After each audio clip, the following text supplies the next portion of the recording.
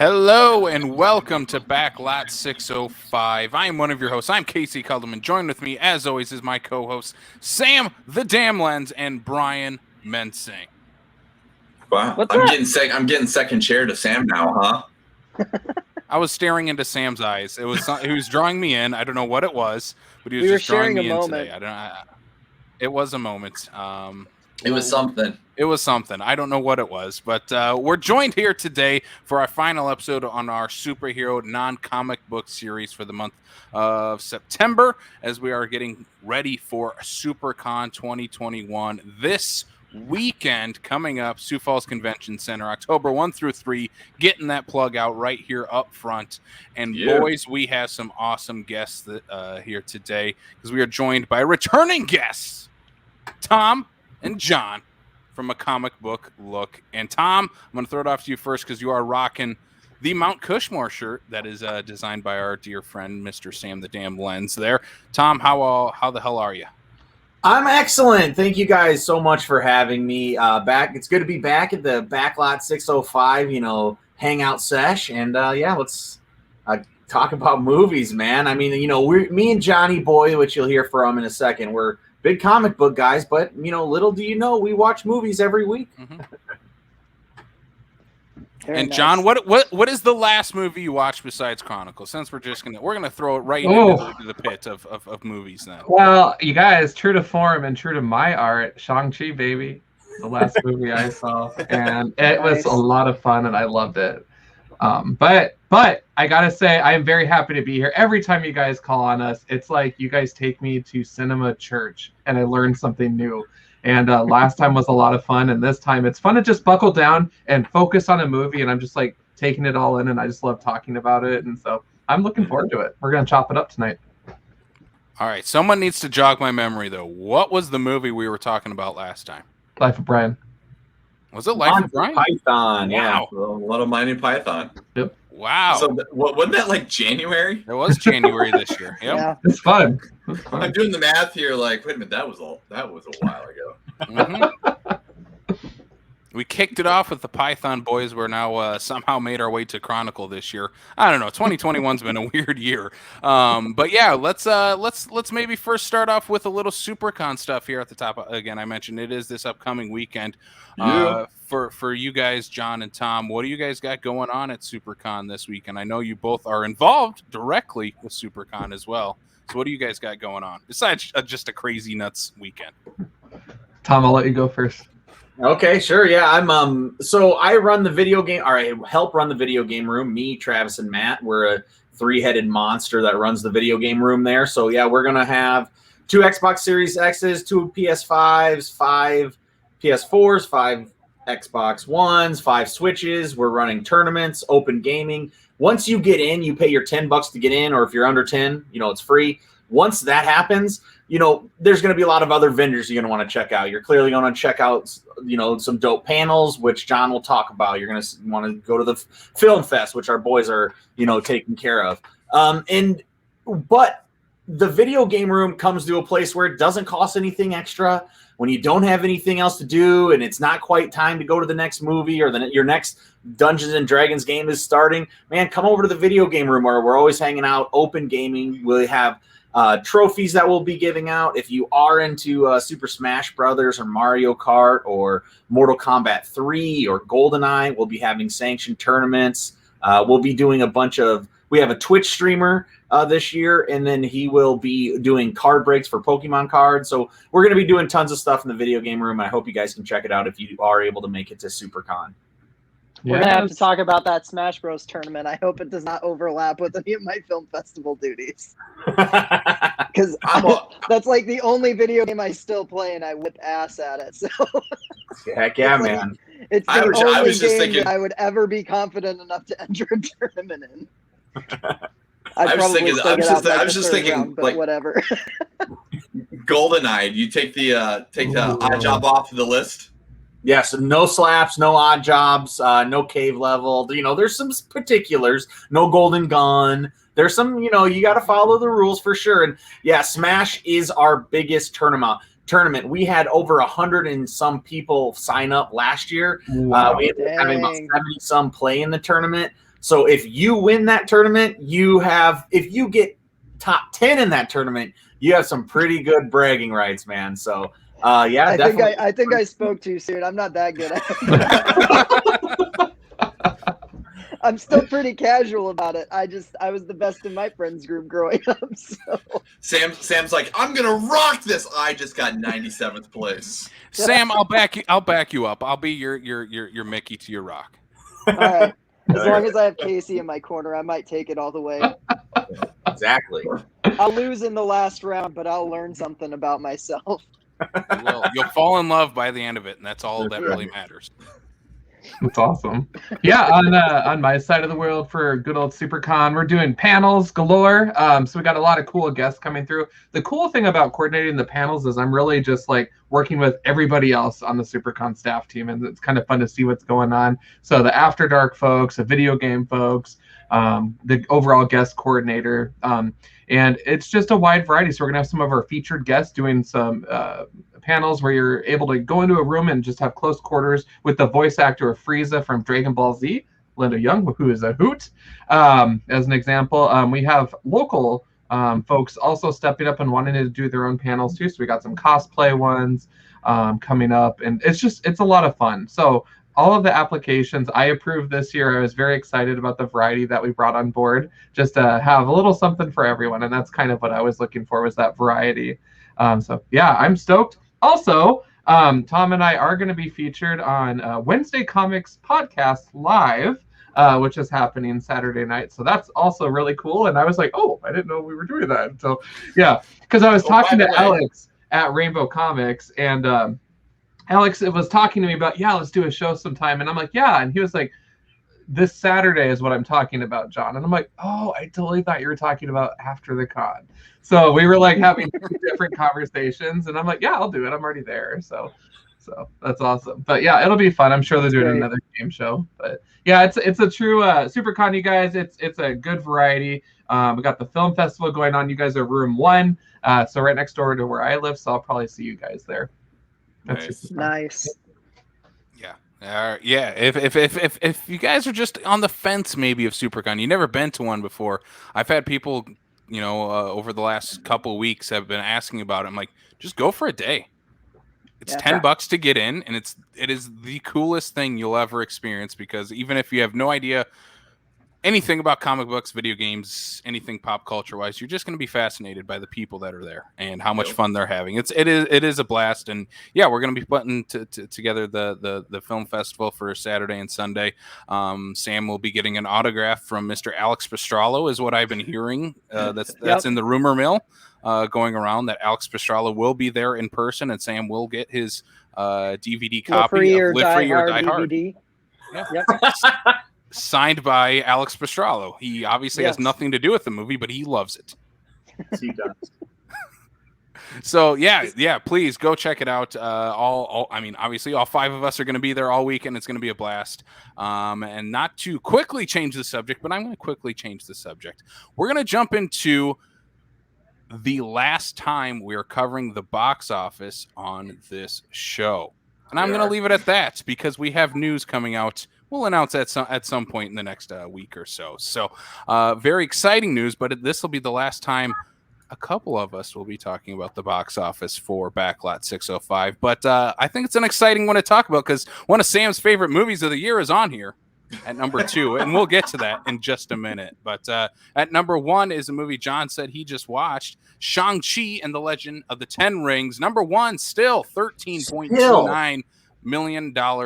I believe, is this a month removed from its initial release? This would be week 4. This is the part where I'm sitting here going, the guy that does the comic book stuff took a month to go see the comic book movie.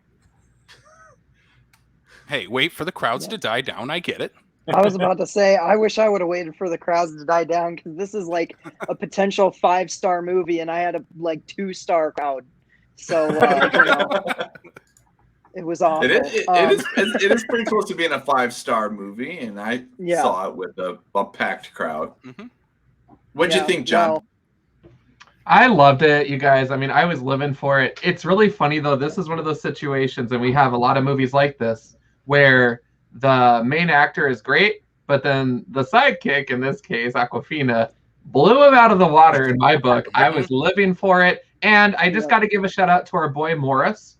And then the cats in the final scene. I was living for those lions. Living.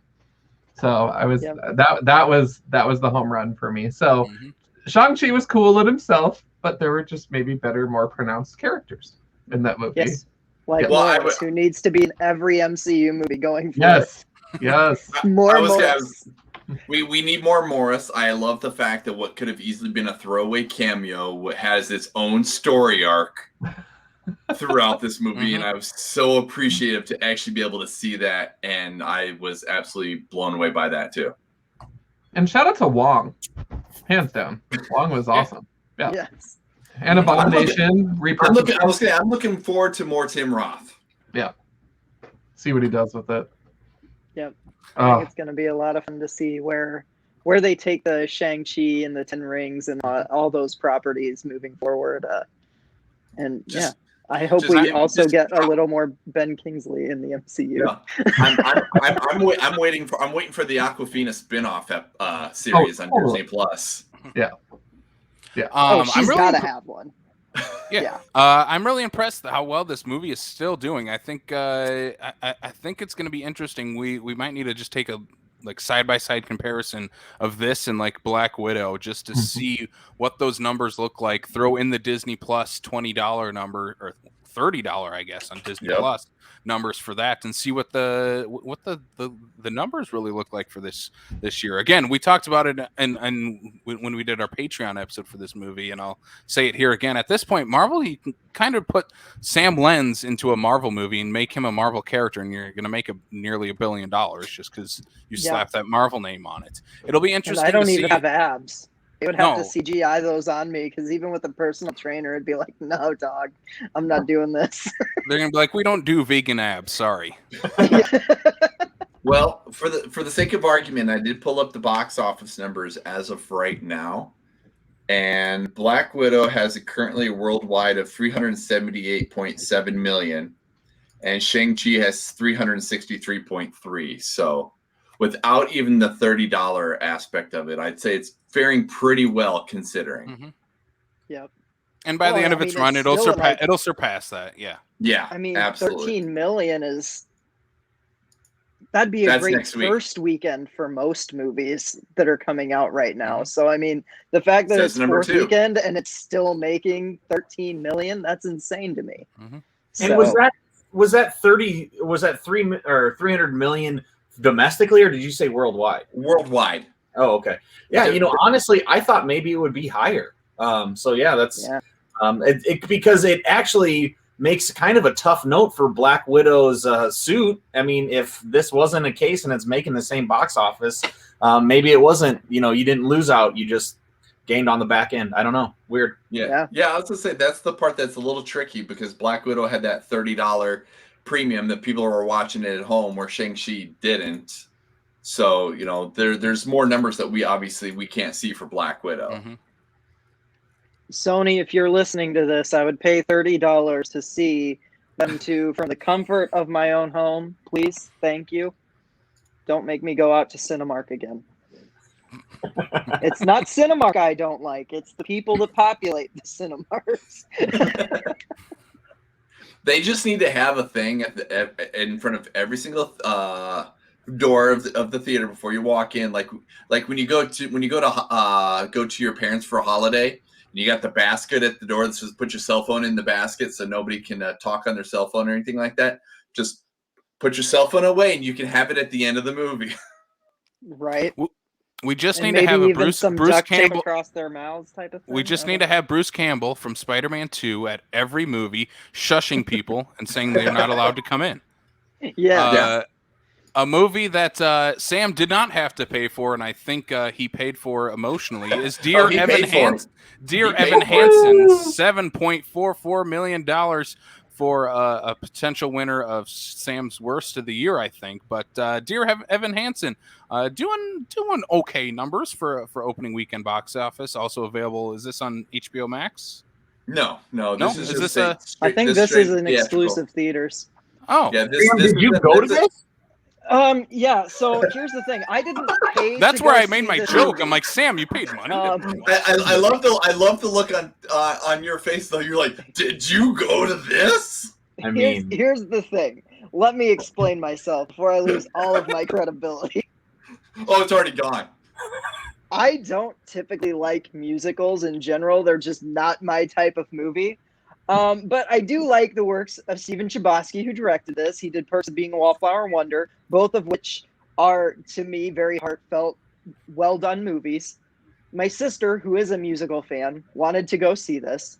She was like, do you want to go with me? I'll pay for your ticket. And I was like, it's a night out at the movies. Of course I will. And not going to lie, I should have just stayed home and binged the rest of Midnight Mass on Netflix that night, because I'm telling you guys, this is a 2-hour and 17-minute movie that felt like a decade. I'm not into it. The main question I have is, like, did it feel awkward to be watching this old man be around all these young high schoolers pretending to be a high schooler like a predator? It seems when I watched the trailer, I was so creeped out. I wanted to, like, I was by myself in the movie theater, but I wanted to reach around and be like, did anybody see how old that man was next to those young girls? It's weird, dude. It is. And the thing is like, the premise of the movie in itself is very creepy. And from what I understand from my sister, who has seen bootleg YouTube videos of the stage production, like has the soundtrack and is just obsessed with this stage musical, she also did not like this movie because they made changes that somehow make this premise even creepier, because the movie plays out as if this kid is pretending to have known this other kid who committed suicide to get with his sister. That's essentially kind of how the movie plays out, and it feels very icky. Every time he lies, he has so many options to get out of this lie, and he just continuously doesn't. So it's an aggravating watch. And by the end, when he's telling everybody and they're all mad at him, and then it inevitably, because it's a feel-good movie, like, it's going to turn around. You're like, it should turn around. You should all be pissed off at this guy forever. Like, please, no, do not forgive him. Oh, what a weird movie. I can't believe it got made. It's very weird. I can't in good conscience recommend it to anybody. I saw it. It was a movie. It's definitely my least favorite movie that I've seen this year. But, from what I've seen, there are certain people who like the musical that are liking it. So if you like it, all the more power to you. It was just a big old cup of not for me, I'm really curious how Dear Evan Peters would have done at the box office if that was ever going to get made. I would have watched that. I made one 10 slip times up, and this. I've been living with it for weeks now. It's because your slip up resulted in the suggestion of a better movie, Brian. I will say this, and I thought about this after one of our buddies was commenting about the fact of Ben Platt's age in this here. Does he not look like a high schooler? Absolutely. But at the same time, too, the sister that said that he's going after, there's only a 3-year gap difference between him and her in real life. Yeah, but they don't put a serial killer wig on her, Brian. Well, that's just they put a serial killer wig on a 27-year-old. Made him look like a 40-year-old. She looks young enough. She at least looks young enough. Again, another movie that would have been better if Sam Lenz would have played it, and they're about the same age anyway. Right. I'm actually older than Ben Platt, and I feel like I could pull up a high schooler. You More could, so than him. It's because you can't grow out that frothy beard of his. I know, I can't. And he did. There are moments in this movie, guys, where he has 5 o'clock shadow. Like, they didn't even bother to, like, shave it or wax it. Like, there are moments where it's like a lot of this is close-ups of his face. And it's like, y'all, you should have shot this far back and wide, because, like, when you're, like, in HD right up in his face, no, man, you see every wrinkle, you see every, crow's foot, like, nah, it just doesn't work. It doesn't work at all. but all right, I don't moving know. on. I don't like shitting on movies. Yeah, let's move on. Let's move on. It was creepy when Freddie Prinze Jr. tried to make us all believe that he was in high school for 10 years, but I guess Ben Platt is doing the same now. Number 3 is a movie that's been rocking the box office for 7 years, it feels like. Free Guy, $4.13 million. The power of Ryan Reynolds, the power of not being able to watch this besides in a movie theater. I think the power of just a very positive movie. Yeah, I was gonna say I think it's Ryan Reynolds. I think it's the fact that it's an original story, basically. You know, and it doesn't have a dual release or anything like that that's going on. I think there's a lot of what is keeping this thing where it's at, because there's been other movies that have not been dual release movies on HBO or anything like that have easily just faltered right out of the top 5 within a couple of weeks. And Ryan Reynolds is like, you know what, I'm going to stick this out, and this is just proof of that. Yeah, I mean, I agree with that. I think that with Free Guy, it's like they also are hitting on video games are the highest, have been more mainstream than ever. You can't get an Xbox or a PS5. They are selling more than what they were before. It's not just chip shortages that are pushing those numbers.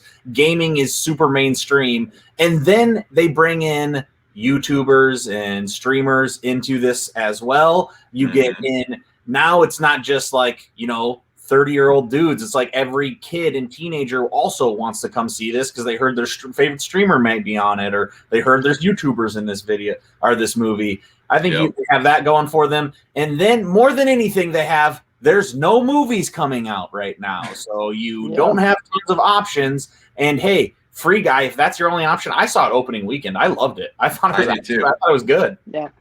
I really dug it. I didn't see it until a couple weeks into it because I wanted to avoid the crowds. But I dug this movie a lot. It was definitely the surprise of the summer, and it really doesn't, after having seen it, it doesn't surprise me that it's still doing these numbers and still maintaining in the top 5, because I'm like, I'm not gonna lie, I kind of had a hankering to watch it earlier today, and I was even like, God, when is that coming on Vudu so I can just buy it already?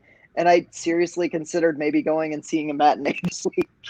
So I was like, why not? It was a fun movie. It was a good way to, I don't know, take your mind off everything for a couple hours, Exactly. And I do think some of the cameos were very well executed too. Like it wasn't overdone. Yeah. There's one in particular that had me rolling, and I dug it a lot. Yeah, and Lil Rel is as good as Ryan Reynolds. Yep. Yes. Lil Rel is good. That's the new formula for movies. If you put Lil Rel in it, you're going to get entertainment out of it because he's just so captivating on screen. He's one of the most captivating, fresh, fast comedic actors of our time right now. I love Lil Rel, like hands down. So it was great. He's the best. So did you enjoy the new Space Jam? Oh, yeah, I mean, I hated the new Space Jam, but I definitely love Lil Rel. Like when he's there, he's the best. It stands out 100%, man. He's so good. That one movie with Eric Andre, like doing all the stunts and stuff on Netflix. Yeah, I haven't seen that yet. I need to. Bad Trip is amazing. Yeah. I hurt. My whole face hurt after watching that movie because the muscles had been laughing for so long, so hard. It was so joyous. You guys gotta watch that movie. I'm putting it on my watch list. I'll get a watch this week. I'm stoked. That makes me so happy. For Lil Rel and Netflix, though, he was a highlight for Kevin Hart's fatherhood, except Lil Rel and Kevin Hart were in 2 totally different movies. I don't think I saw Fatherhood, so I didn't. Lil Rel was doing his comedy, and Kevin Hart was trying to be very, very, very dramatic, which they were both doing very respective in what they were trying to do, but they were definitely 2 different movies. Wait, Kevin Hart was trying to be the serious one? Yes, and he was actually being very good at it. I personally I would love to see that, just to see Kevin Hart doing something different than what he usually does. I was not aware of that. He plays a single father because his wife dies at childbirth. All right, yeah, I'm in. I'm going to watch that movie. I got 2 new movies on my watch list now. I won't have time to watch Free Guy matinees, guys. Well, one movie that won't be on his list because he's already seen it is Candyman, $2.56 million. Who am I kidding? Sam will probably watch this as soon as he can. I was about to say I almost rented that one for $20 today. When I was like, well, Free Guy's not there, might as well go Candyman. again, Candyman. This, correct me if I'm wrong. This came out before *Malignant*, but it's still sticking around. Again, that HBO Max after that first weekend curse is hitting *Malignant* really hard. We haven't the seen fact that a lot of people did not get out of *Malignant* what they expected to. That movie was very divisive. Mm-hmm. I loved it. It's my favorite movie of the year. That movie's amazing. I understand why people don't like it. Yeah, I mean, I thought it was almost as funny as Bad Trip at times. *Malignant*, as demented as it was, there's some times where it's just like, you can't help but just laugh uncontrollably because you're like, is this really the premise of the movie? I love it so much. This is James Wan got a blank check. Yep. And we all won. He let the winnings ride, and we all won. Like, oh my gosh. Yeah. I love it. And Candyman's good too. Candyman is good too. I'm glad that it's still sticking around after the last couple weeks of being in the box office. I think it'll I think it'll probably fall out of the box office here next week, but it made a pretty good run. I mean, with Venom and coming out next week, and then Halloween Kills the week after. Yeah, Halloween Kills will knock it out of the box office top 5 for sure, but maybe it'll sneak into that 5 spot next weekend. But that'll, I guess, remain to be seen. But number 5 is another movie on that HBO Max. Apparently, this does not star the infamous Randy Savage. It stars Clint Eastwood. I did not know that. Cry Macho, $2.05 million for Cry Macho. There is no Macho Man Randy Savage. There is a rooster named Macho, which... Does he snap into a Slim Jim at all in the movie, though? Never. Then I'm not watching this. What's the point? It might have been more entertaining.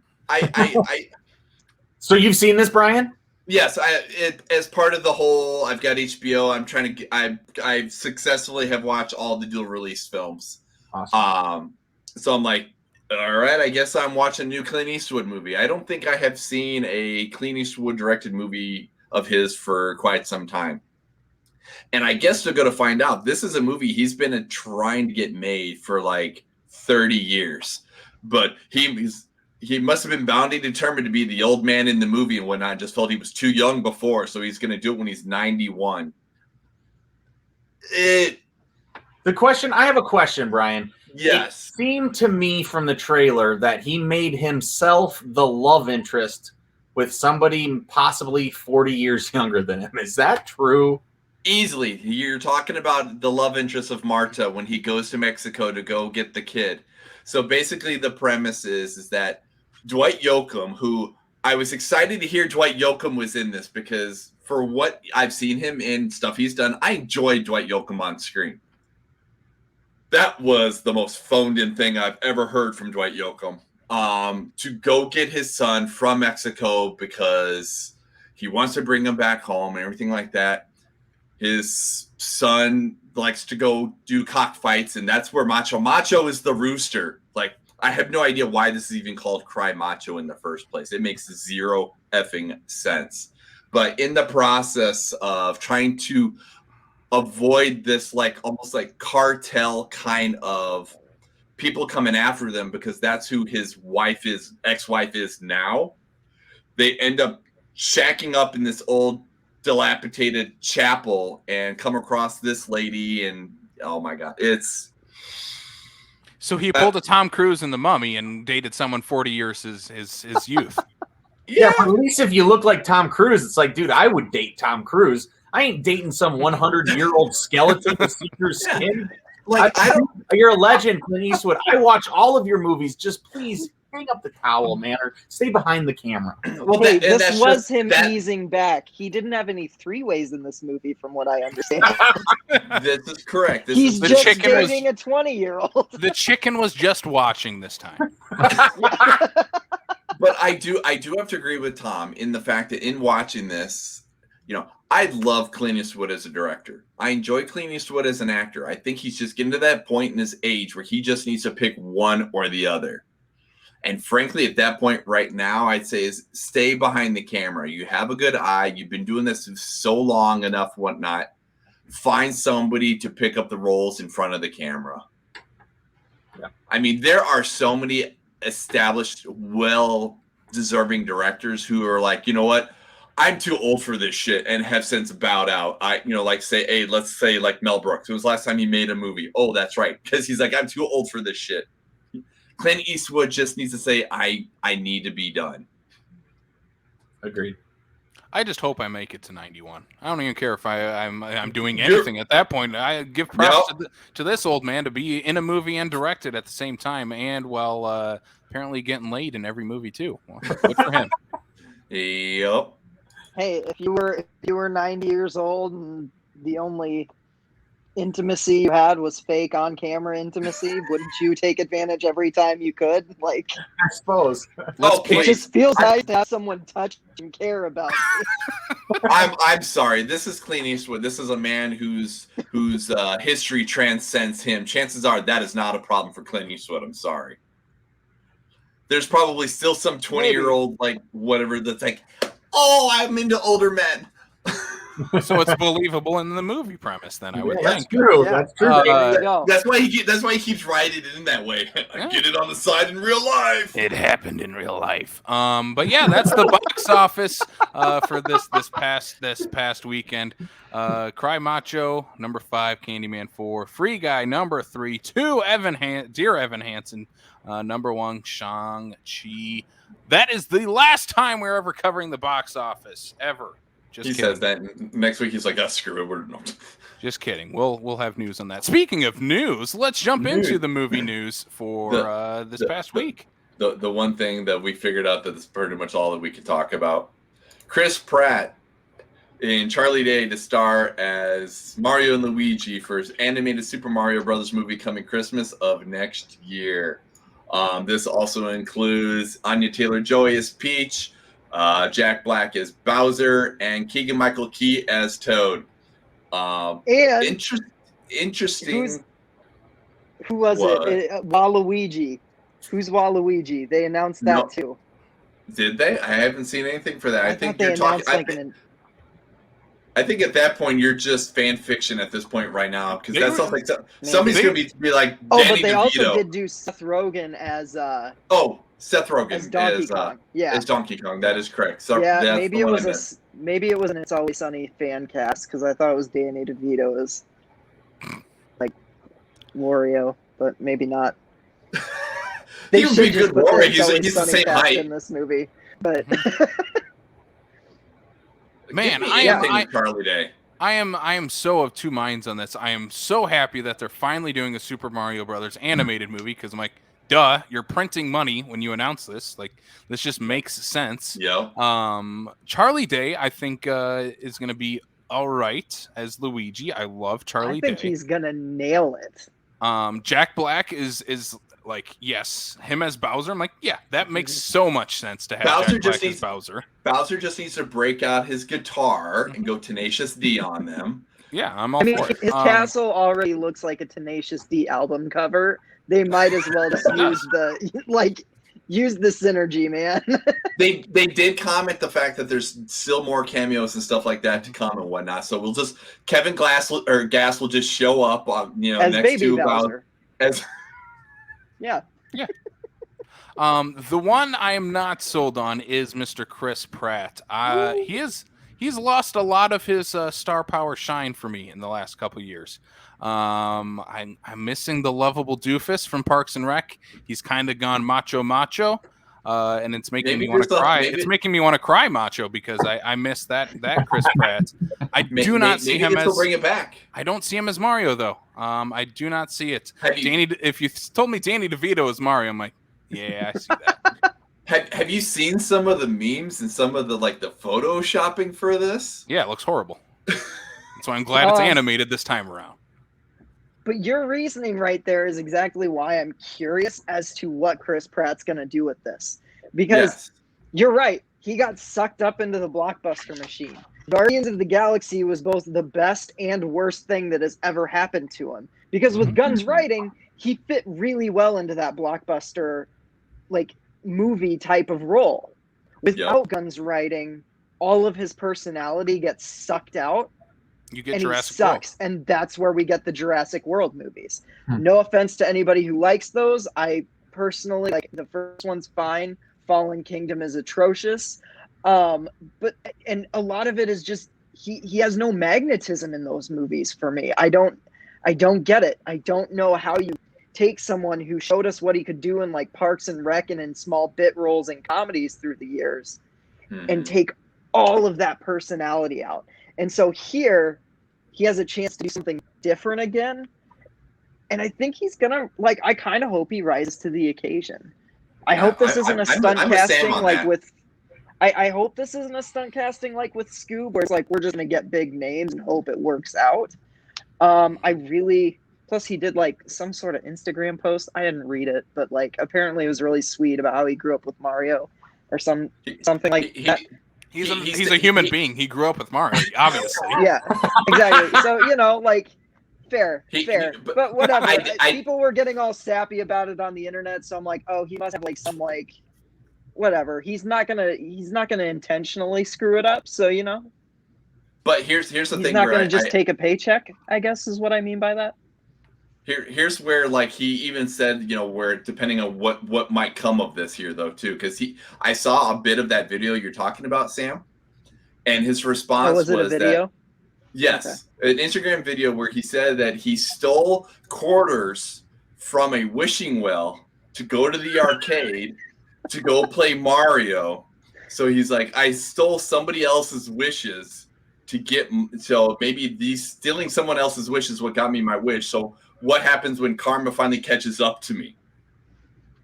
So to the point where like even he himself is like indirectly saying this might go south and that would be my karma for stealing all of those wishes years ago to go play Super Mario Brothers. I wish you hadn't told me that, because now I'm like, great, because I am a believer in karma. He's going to tank this whole movie because he stole quarters out of a wishing well. He's a thief. Damn it, Pratt. Runyan, I want to know what you think about this movie, because you are you even owned a Wii U. So tell us about this. Oh, who did that on purpose? I love Mario. We have a video game room downstairs where there's like a pipe coming out of the ceiling and everything glows in the dark and it's fun. And to me, it's exciting to hear that they're doing a Mario movie and that it's animated, because the live action one sure just didn't really connect with a lot of people that love the video games back in the day. What do you mean? Brian, I love you, man. But what is less Italian than an Irishman and a I don't even quite sure what John Leguizamo is to play Italian. Yeah, I thought the Bowser redesign was really brilliant, actually. Dennis Hopper is Bowser. Oh my God. There are some big shoes to fill for Jack Black after having filled up the shoes from Dennis Hopper. But I do think that it's an exciting time, and I think it's gonna be really cool, especially for the younger audience, to get more investment with maybe some of the old retro game titles out there too. And parents are just gonna eat it up, like people our age and older. So it's pretty cool. Oh yeah, it'll be like Sonic. Even if it's not a great movie, because I don't think Sonic was necessarily a great movie, it hit all the right nostalgia buttons for me, and I was like, I like this movie, And Sonic I feel like the Super Mario Brothers movie is probably going to be pretty, like, if it's not great, it'll at least be similar to that, where I'm like, this gets a pass because, like, it hit me in all of the, like, I wish I was back in my parents' basement playing Mario again, I think it's gonna be fine. Illumination is making it. They make great animated movies. Send it over to a friend's house. It's perfect. Let's have that. Let's have them do the work. And I think it'll be fine because it has so much money, and Nintendo is not going to allow them to do another Super Mario Brothers movie like they did the first time. So I think no matter what, it's going to be good. But the whole thing is, like, I am a Mario guy as well, as in Casey said, I'm a human. So guess what, man? Mario doesn't talk. He just said, let's go, and it's me. And if Pratt says anything other than that, I don't want to hear it. you know, what I think they should do is like, we already have Chris Pratt is going to be the Vin Diesel's Groot. Yeah, I'd love that. I'd prefer that. If they did that, that would make it so nice because Pratt has already had his big animated movie, the Lego movie, and he's great as Guy. And he made this whole thing. He's this voice, and he's this, you know, playful character who's always positive and wants to put it out there. And, you know, and then you think of like Doofus and Dopey Pratt from before, and then you get like Tomorrow War and Jurassic World, you know, like tough guy, you know, Pratt. And you're right, like none of them work as well as what we've had in the past.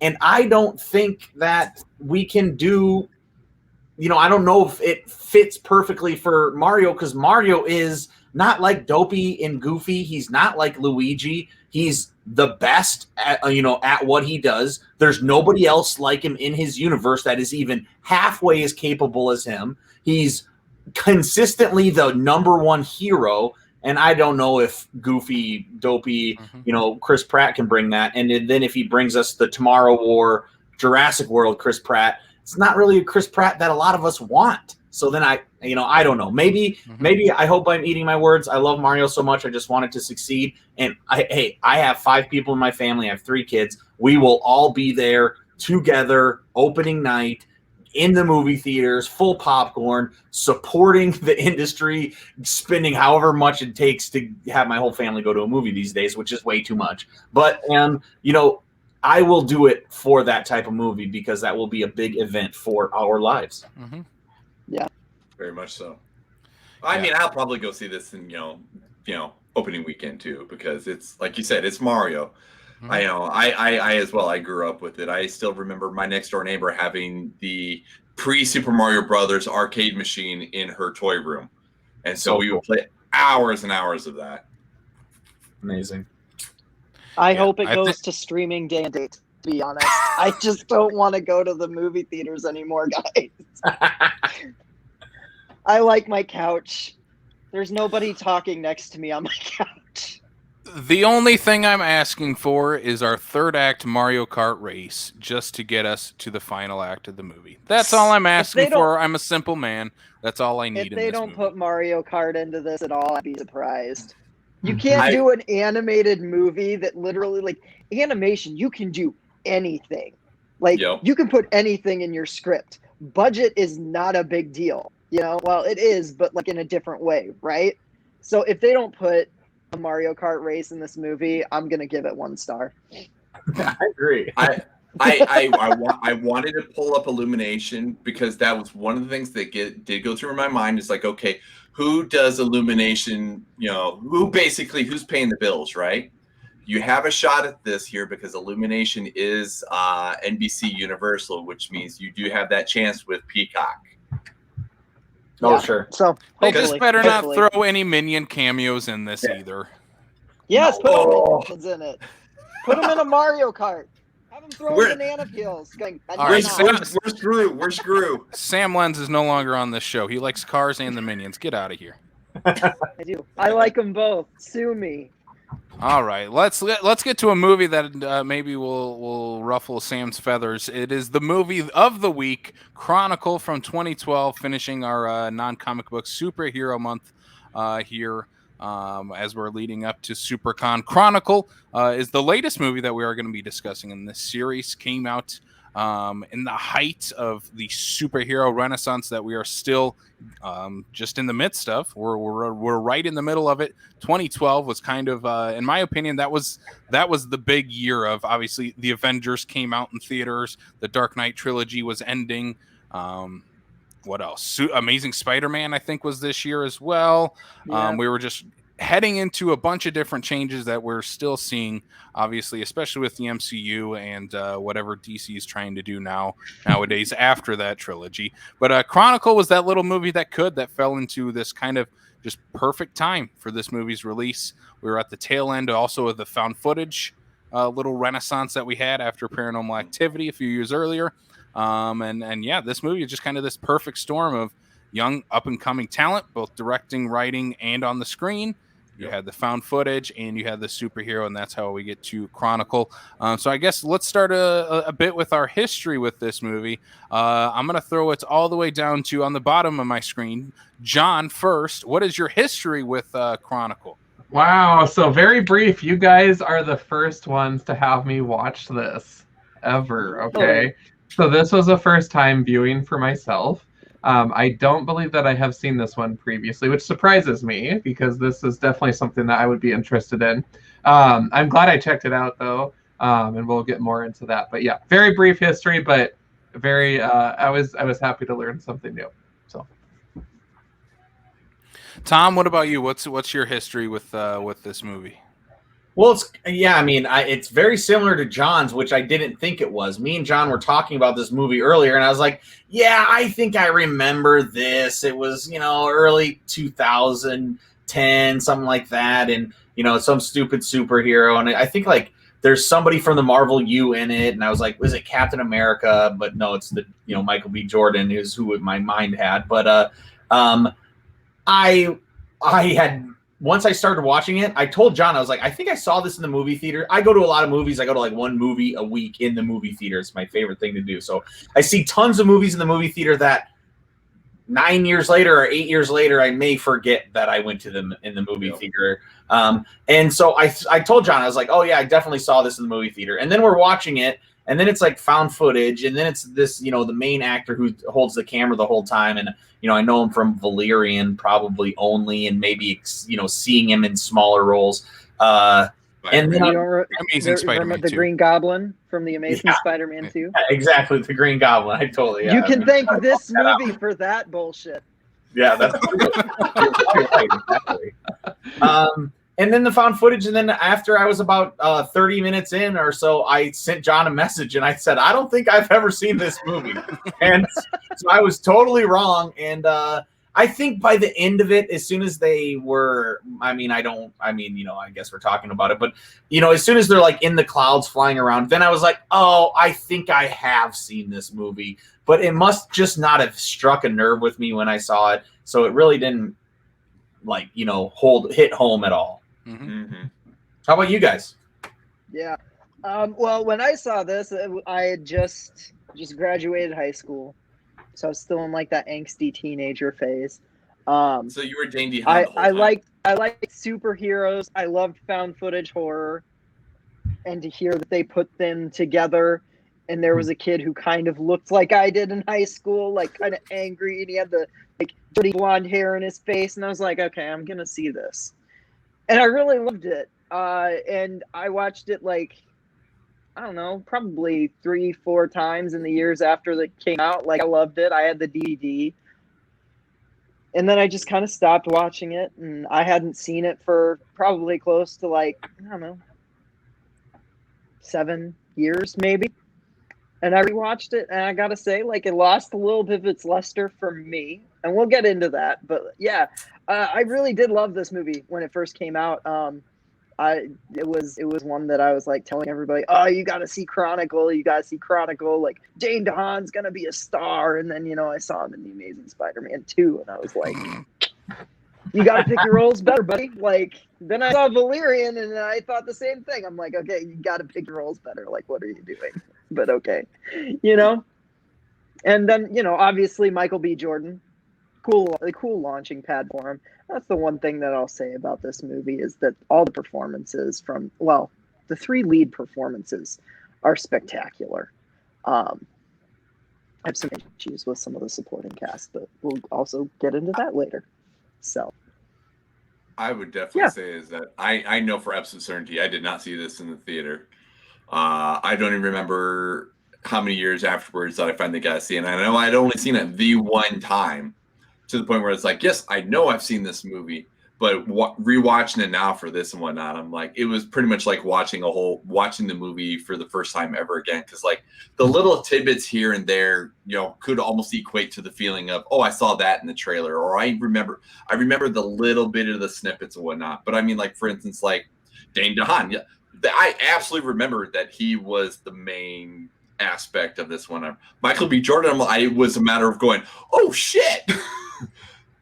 That I didn't, to the point where I actually did not even remember that whatsoever. You know, I had, like I said, I had a general idea of the premise and whatnot, but for me, it was almost like rewatching this for the first time. It's probably been at least a decade.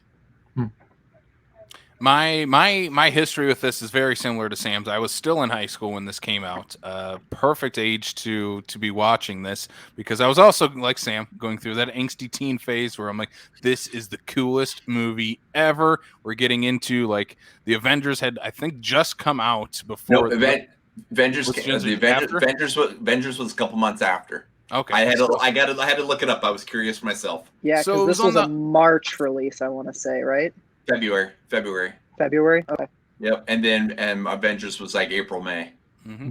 Gotcha. So that hype train was running at that point, especially for me getting hyped up in high school to watch the Avengers. So it was like anything comic book movies in the theater I would take at that point, or anything superhero related. And yeah, like Sam, I was obsessed with found footage movies in high school. So I was like, yep, found footage superhero movie, count me 100% in.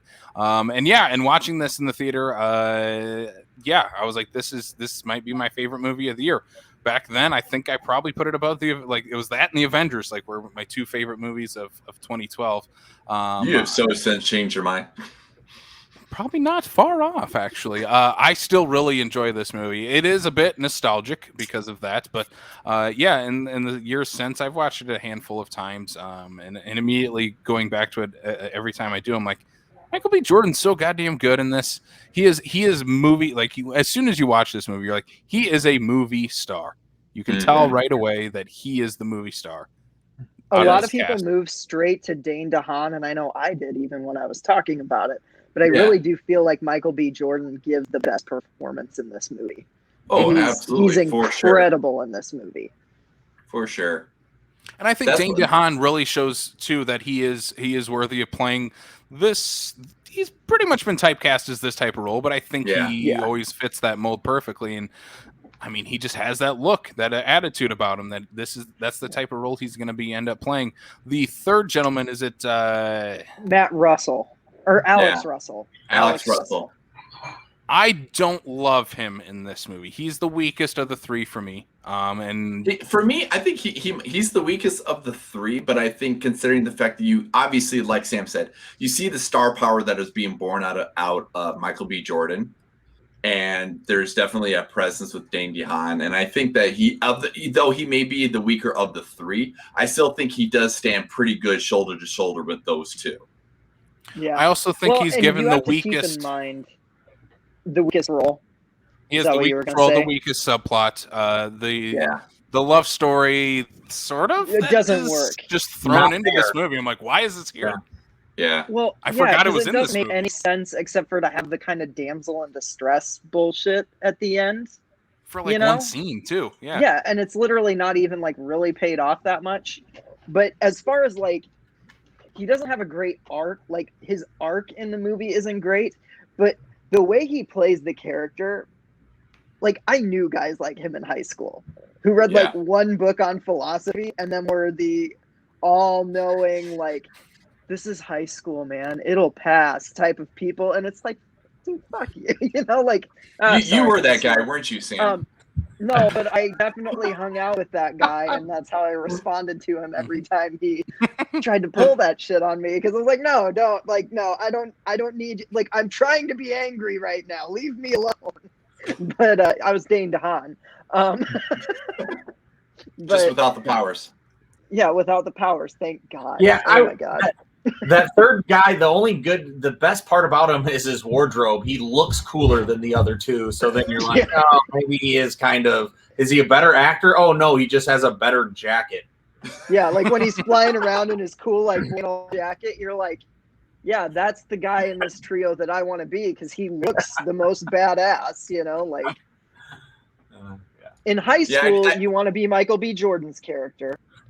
In the superhero world, you would want to be Alex Russell's character.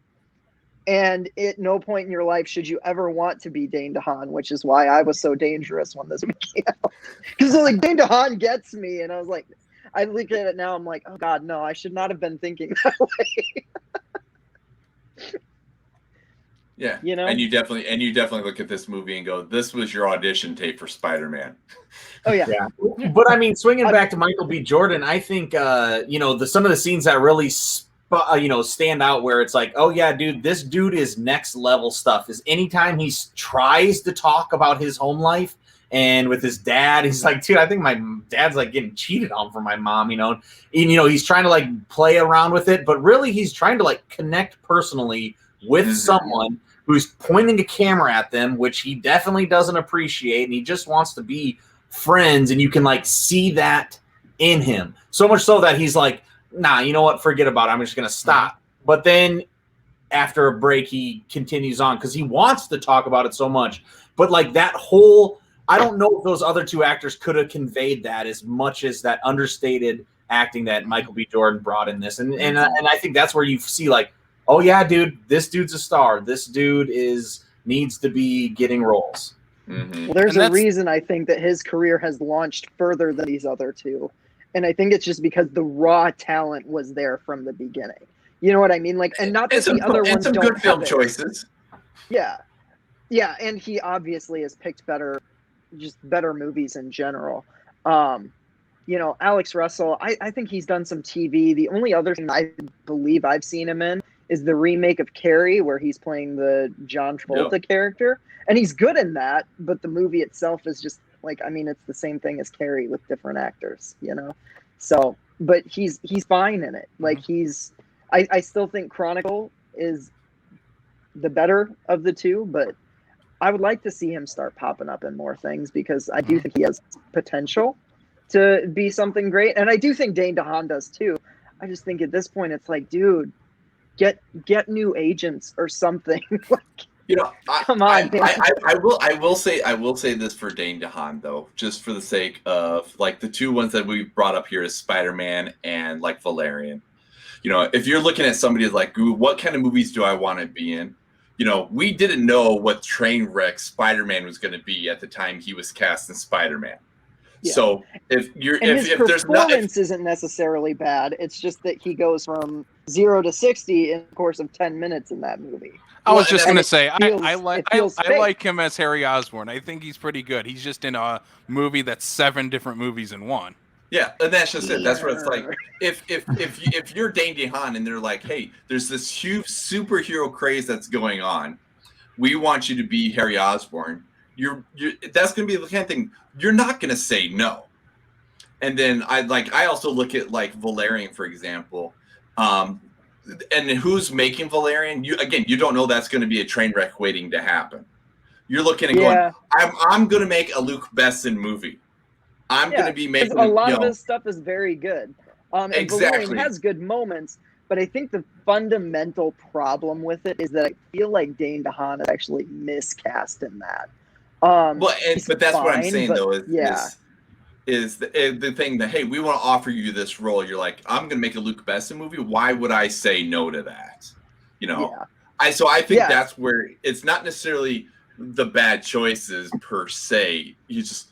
The trajectory of Michael B. Jordan from here going forward has just been a much smoother, better trajectory to the point where I think Dane DeHaan could have. I just don't think there was misses along the way. Yeah, so to put it simply, Dane DeHaan just didn't get lucky with his choices. Exactly. He didn't get Black Panthered. Yeah. He didn't get credited. And Creed. He didn't get credited. I think another big part of what made this movie kind of stand out, especially at the time along with the young cast, is the young team behind this movie that, again, has so much stuff to talk about with our writer Max Landis and the director Josh Trank. 2 very different career trajectories after this movie. A little bit, just a little bit. One of them may not have a career anymore, so I guess we can start with Mr. Landis, who I enjoy as a writer, but just not as a person. Not as a person. Much like his dad, he can write really he makes really good movies. He is a horrible person, and you're just like, why do I have to do this much work to separate the art from the artist? Just be a better person. Stop. Yep. Because yes, his writing in this, aside from the obvious like arc that we talked about that doesn't really go anywhere, is really good. I would say, I mean, it is good, but don't you think that the writing has a lot to do with it being a found footage film?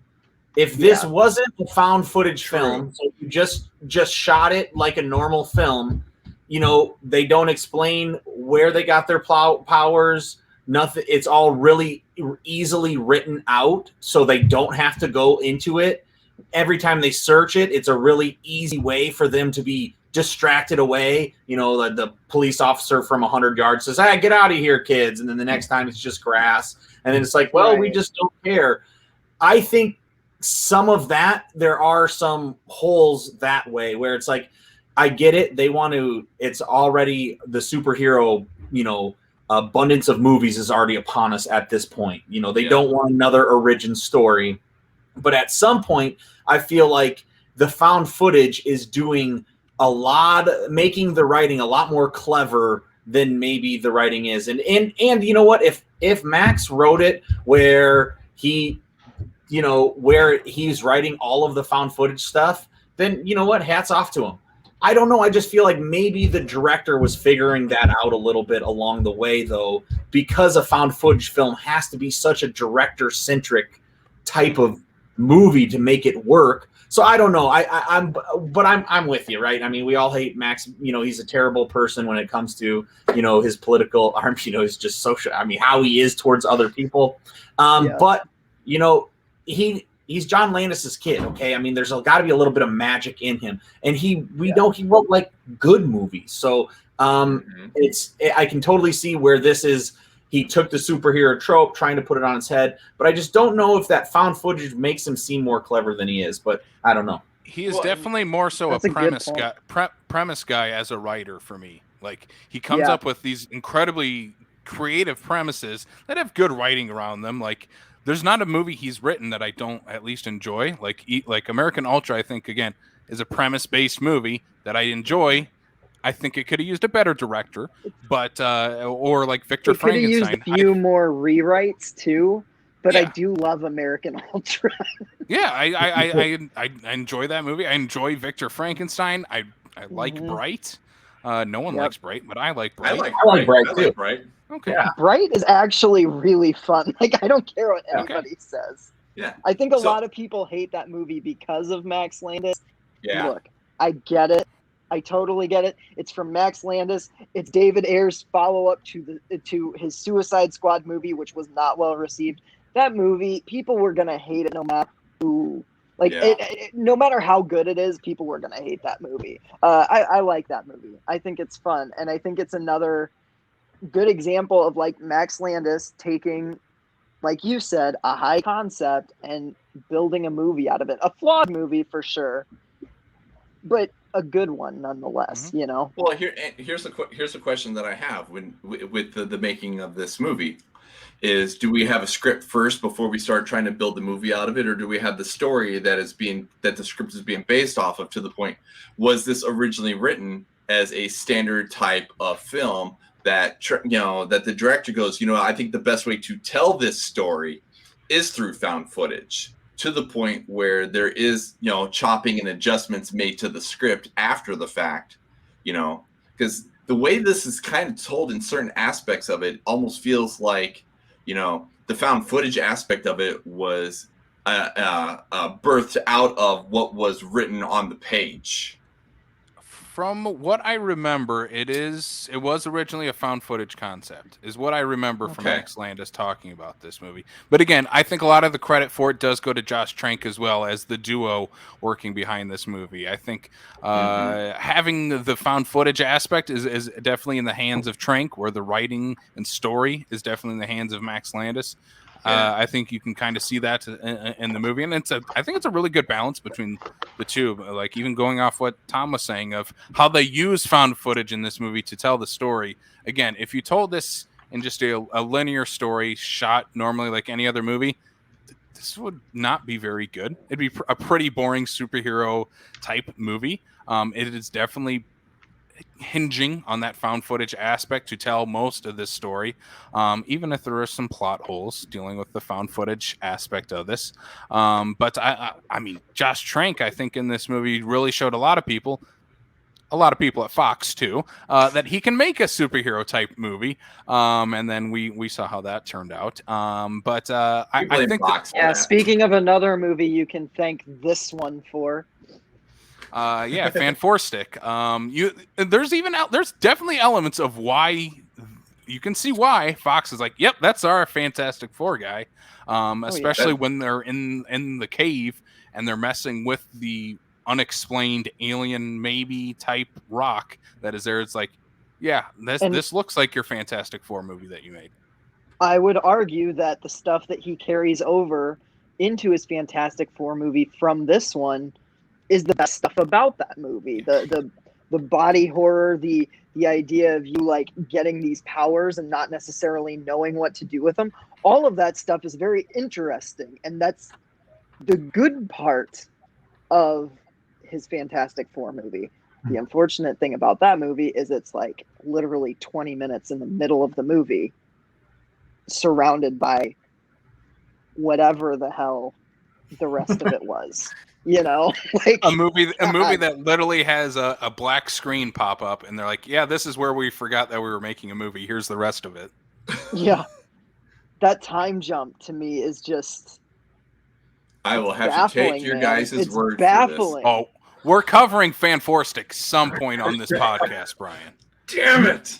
You know, you talk about the time jump in Fantastic Four, which is terrible, but I think the movie that we're talking about here, Chronicle, does time so well. Mm-hmm. I think the way that they do found footage where then it'll be a different one and then somebody will just mention something casually that will allow you to know that it's maybe 2 or 3 weeks down the road from where it is. And it allows the time to pass in between so that, you know, when they're talking about their powers being elastic and moving in and out, it really, it draws on that so much so that like by the time we get to the third and final act, they've done so much good ground laying with time that you feel like these people do have deep relationships. They are hurt. They are, you know, they've gone through a lot and they've had to build this thing together to go up, you know, on this, on the third act, the big fight and, you know, the big head end at the end. And I think that is so well done. I like just really think that the writer and director both, they did a really good job of, you know, saying time is traveling without having it to be too heavy-handed, you know, like showing him calendar or some shit like that. Yeah, the moment that really brings that to mind is when they're sitting on the bleachers, and it's clearly been a few weeks since they started realizing what they were doing, and they're like, you know, I was able to, like, Alex Russell's like, I was able to hold my bed up for, you know, 2 minutes or whatever last night, you know, and it's just like those things where they're talking about the things they've done. It's like, yeah, it's not like 2 weeks later, but you can assume like, okay, they've been at this for a couple of weeks. Like it's very subtle in that. And I think that is a very, it's smart. It's really smart. It's a smart way to extend an you know, basically a year of school within this time frame. So yeah, I really enjoyed that. Or even when they do get their powers and it, you know, cuts to black immediately, and the next time we see it, they're just setting it on a tripod, messing with the baseballs. It's like they don't give you any explanation in that scene that that's a different camera. That however long has passed since then, it takes you till like the next 2 scenes to figure out, oh, this is a different camera because somehow they escaped that cave and that other camera's down there with all that other footage. And they do found it. I don't know. The footage gets better looking. So when they get to the camera, we go from, you know, the shittier camcorder look to a high definition look. I thought that was such a cool play. And at the same time, though, too, you know, we saw that coming, though, because they even, you know, as they're going down into that hole and whatnot, he says, if something happens, I will buy you a new camera. So as soon as we cut into new camera and whatnot, and you get that aesthetic change and look and whatnot, you can clearly see that. You're like, oh, he must have got that new camera because we can tell that. And that's actually one thing I did appreciate about, you know, even when we were using different cameras that weren't even the camera that of the footage they found is, you know, when we were going from different camera to, or like say for instance, like the security cameras, you know, the graininess, the choppiness, the lack of audio, that, you know, they use different types of cameras and everything like that to give us that look. Though sometimes I enjoyed it in certain places. The other part of it, you know, were times where I'm like, it felt really forced, because I think of one of the forced ones is when Alex Russell goes to visit the girl. She just happens to be recording the front entryway, and there happens to be a mirror there, so you can see her and him. You know, and like every that's time more that of like, girl's on screen, this movie gets cringy as like it's so bad. It's so bad. It's just like, and it's not her fault. no, It's not the actress's fault. It's literally just everything written about her is the worst thing. I'm just like, who reads this dialogue and thinks this is good?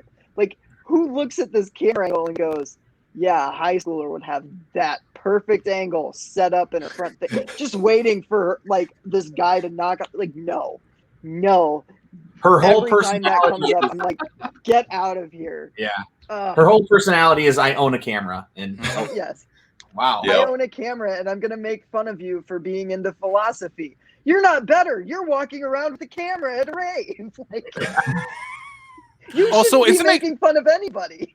Isn't it crazy in like the 2010s that every high school party looked like that? It's like I don't know any high school party that looked like a rave. I went to high school. Like, I went to high school during this time. All right. Like, no one had neon glow sticks at their shitty house parties. Like, that was not happening. The only Granted, movie I that didn't got get to go to a lot that of was them, totally a but the few barn that I party. did- There's a difference.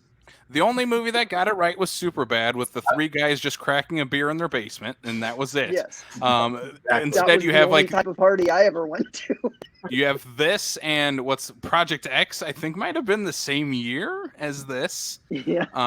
which is I think also it another was, one actually. of those type of movies. Also found footage. Yeah. Anyway, But The what best do you found guys footage. think of? What do you guys think of found footage in general? I mean, you know, I would say I'm older than you guys. Probably me and Brian are a little older. That we're, yeah, like you talk about Paranormal Activity having the big hit. It's like Blair Witch Project did that exact same thing for us, you know. And I think when that came out for me, I was like, I was in. I was like, I think it is real. You know, I think they actually did find this. And, you know, as my 14-year-old self or 15-year-old self, when me and my friends were hanging out and getting ready to go watch it or whatever, it was awesome. And then when we got to see it, I was more scared because I still had that fake reality or whatever to it. And then, you know, like Cloverfield was dope, but maybe, I don't know. It's like by the end of it, I was like, oh, okay, that was cool. I like that these directors are doing this. It's a cool way to do it, but like I need a breather because that was really hard to like sit and watch for the entire time. And then as more and more came out, I felt like it usually isn't done that well. And when I first started Chronicle, I was like, oh no, this is found footage. By the end, I was not like that. I was like, damn, they did a really good job. The time thing made sure that it was okay. But I was nervous at front. So I would love to hear all your guys' thought on just found footage. Well, I would certainly say I'm right there with you, because I even remember seeing Blair Witch originally in the theater. It's like, what, 98, 99? Because, hell, I remember having that on VHS tape myself. I think one of the things that we had the advantage of back then, late 90s, is we didn't have the internet. We didn't have things. You mean you had this movie on VHS? That's the only way you should be watching that movie, by the way. You know, that is one of the few instances where I actually have to agree with you on that respect. I bought it digitally. It did not play the same way. I was like, no, I have to go find the VHS. We didn't have the internet to basically tell us anything and everything that was going on. The marketing for Blair Witch was amazing because they put out mockumentaries on TV to show that it was true and listed them as a documentary to basically throw us off. We didn't know anything until the day of the premiere of the Blair Witch, where, you know, once they're like in the late 90s, they're like, oh shit, this whole found footage thing can work as a blockbuster movie. They made that thing off of like thousands of dollars and made millions of dollars. But now we're kind of that point where we've done found footage so much, so often, in so many different ways that at this point right now, it's just another art style of making a movie, whether it be, a horror movie, a drama, a found footage. It's just another trope of going, okay, this is how we're going to make this movie, as opposed to like how we, like me and Tom were introduced to found footage was not like somebody being introduced into found footage today. I actually got introduced to found footage in a similar way because I was a kid. Like, I mean, we talked about this this weekend, Brian. I did not have anything but dial-up internet until like well into high school because I lived out in the middle of nowhere. So, I didn't have a lot of access to the internet. And when I did, I was always like scouring movie stuff. But I wasn't a horror person early on in my film, like in my movie watching. He was watching Britney Spears' Crossroads. Yeah, that stuff. And so, like, one of the first horror movies I ever actually watched was The Blair Witch Project. And I had a friend who, like, they had the VHS or whatever. And I came over one night and we were going to watch scary movies. And then he's like, hey, I got to show you this, like, documentary first.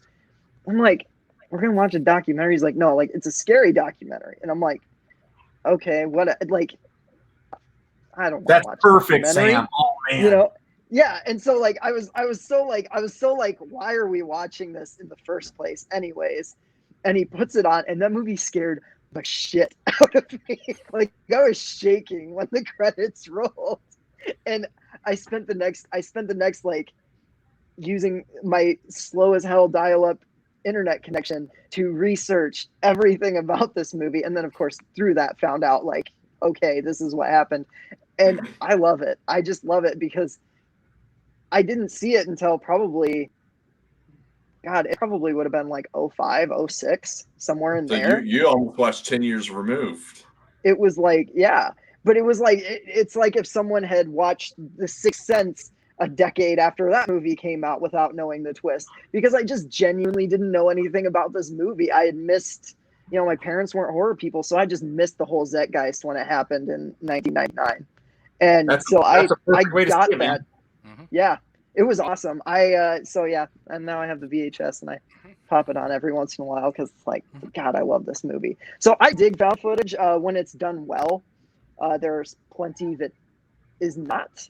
And so I really like the found footage aspect of this, even if, girlfriend aside, and then some of the third act stuff for me gets a little shaky. I'm like, you sure that you're just going to put a camera up watching him sleep? I don't know if that's protocol. I don't think it is. I was just going to ask, who put that up? Who put that camera up? I want to know who that is. Who the cop says like something like, or the nurse says something like, they want to keep it rolling in case he wakes up. I'm like, don't they have one in the corner? Like come on. Yeah, and I'm like, if he wakes up, it's not like he's going to instantly wake up and be like, oh, I did everything. Like, what? Like, that part. Yeah. No. At least he got the end of it. He got the end of his thoughts out. No, I would agree. That was one of the instances when I make mention about good uses of camera work and bad uses of the camera work in this movie was the whole let's have the camera pointing to him while and you hear the cop in the background going, we're doing it for the investigation. I'm like, that's a bunch of shit. Yeah, like it would it's crap. and then we have the second camera that they clearly show, which shows that the first one's completely irrelevant, where it's the security camera, because then you see the other one moving forward. I'm like, so that one was completely pointless. You didn't need it because there is the other one. Why the hell are we doing this? Can I ask? Granted, I don't spend a lot of time in hospitals, but there aren't cameras in every room, I don't think. They probably put cameras in the hallway. Definitely not. I would made more in 2012. I was going to say it would have made more sense if they just didn't have the security camera and just put up the other camera and been like, with that explanation of, oh, we want to keep it rolling on him in case he does anything crazy. That would have made sense, especially in a hospital, and you can still get that same effect of the camera tripod sliding across and having the dad's emotional There could have been scene that doesn't work, and there could have been anything else in that room that they could have used as a piece of object to move to show that he was waking up and something was happening. Because it's 2012, they're in Seattle. I could legit see that there is a hospital with specific rooms that have security cameras for the sake of police or whatever the case is. If you have any sort of criminal that's being rehabilitated, but again, yeah. You could have. It was completely unnecessary. Yeah. for me, like But, I mean, this, that's the thing with found footage. You know, it happens. I was going to say on the found footage aspect. During this time again, we're right in the thick of the found footage of. It seemed like every other week there was a new found footage, whether it be a spin on it like Chronicle, Project X, or The Visit, or you have the basic horror movie of, oh, this is just another found footage horror movie. And obviously you had Paranormal Activity. In the same year as Paranormal Activity 3? Was this the same year? I want to say Paranormal Activity 3 was 2011 or 2010. I will Okay. look. Keep talking. But yeah, and now looking back at it now, almost 10 years removed from Chronicle, I'm like, I kind of miss having at least one found footage movie every year. I'm missing it. I could use a little bit more of it. Obviously, we're getting the Host type or Untitled horror movie from this year. Like we're getting Screen Life is kind of taking over for found footage now. Yeah, and I'm like, let's get a throwback found footage movie. Let's do something crazy with it, like Cloverfield did back in the day. Like, let's have a little fun with it. Let's do some more found footage stuff. Again, I don't think it. I think obviously audiences are probably more used to it now, especially now that we live in the age of YouTube, where everybody is filming everything and putting it up on the internet. You're used to that type of camera work anyway. So, all your TikTok videos. I hope we. It do actually get that to come makes back. more sense to start doing that now. To be Yeah. fair. Yeah, Like we're agreed. due for another found footage boom. Yeah, I would agree with that, especially like you said, with the YouTubers, TikTok, Snapchat, everybody's recording everything and whatnot. So it's bound to happen. As for your curiosity, this is the same year as Paranormal Activity 4. Yeah. The 3 came out 2011. Yeah, the year I before. think. Yeah. Yep. Yeah. So, which that's another great found footage. I love that one. 3 is my favorite in that franchise, but I'm just waiting for TikTok the movie, where everything will just be in portrait mode. horror movie. I would make a TikTok horror movie hands down. I would 100% do that, and I'd watch the shit out of it if someone else did. They already did. It's called Return to Oz, where a character is named TikTok, and it is basically a horror movie. Yeah. Wow, you went there. I went there. I made it all the way back to Return to Oz, boys. Oh, I love that movie. That is a great movie. But yeah, this movie again, I think most of this movie holds up pretty damn well, especially now that we are out of the craze that was the found footage era. We can see the careers of everybody in this movie. I mean, I think a lot of influences have come from this movie. I think Zack Snyder stole the final fight from his Man of Steel the next year from the final fight of this movie, straight out. Uh-huh. But he did it worse. He did. And that's coming from someone who likes Man of Steel. He forgot that this was found footage, and that movie was not. Yeah. Yeah, you can't. Yeah. We won't get into Man of Steel. I don't want to get into Man of Steel. I want to see the next Superman movie be found footage now. I want to know. I want every. You guys watched a ton of these movies, Super and Blank Man and all this other stuff. After you've watched them all, this is the month closing. Which was your guys' favorite to watch? Oh, Dark Man. Dark Man, hands down, right? I actually- Easily. Yeah. So I think Dark what- Man for me too.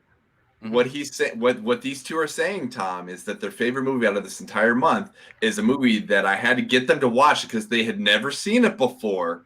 Well, even though it's directed and starring and all these different things for people that they absolutely love and adore in the movie industry and had never seen Dark Man. And then Brian made us watch Blank Man, and I do not forgive him for that. So Yeah. I know. So you're actually only batting 50-50, Brian. I don't care. I was listening to that one today. I got Blank Man and Dark Man in there, and I'm completely okay with that. Yeah. That's no, I okay, think- I'm getting all Dracula movies next month. ooh, I'm excited. Yeah, we're gonna get to that in just a second, Sam. Slow down. Slow your roll, Sorry. man. Slow down. Spoiler alert, everybody. We're gonna kick you out of the chat. We're gonna get into our final thoughts on this for everyone here. I'm gonna throw it off to the newbies on the bottom here. John, we haven't heard from you in a while. Go ahead, give us your thoughts on the movie. Would you watch this again? Yes, I would. So I apologize, you guys. Just full disclaimer, last time and this time, I love listening. I'm a listener, so it's fun to just hear your guys' thoughts because it always brings up points that maybe I wasn't thinking about right before we started this. A couple of things. The female character with the camera, so much wasted potential. So I'm sitting back and I'm wanting that Roswell treatment, not the CW reboot, but the original Roswell, where there's a fourth person with the same situation, powers, whatever the case is, that pops in later. And so the way she was introduced to me, I felt there's going to be something special about her.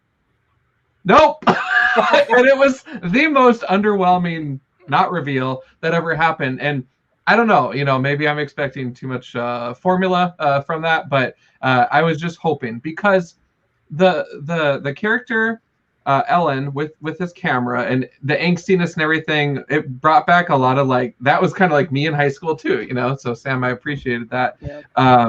But I expected that maybe those two would have been able to maybe connect a little bit more, or that she was maybe somehow trying to get into his head because she's secretly bad. She found the chamber first with the weird alien rocks. I don't know. It just felt like it was kind of a missed boat. So I was like, dang it. I was so bummed about that. The other thing I was kind of bummed about was the alien chamber itself. Donde está? It caved in? So look it up, bro. You're crumpling cars like a piece of paper.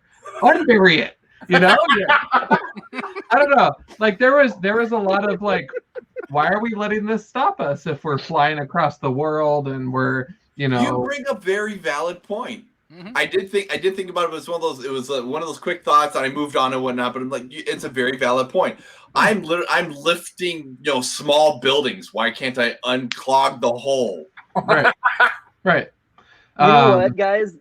I don't know if you're aware of this though. This movie does have a really stellar remake.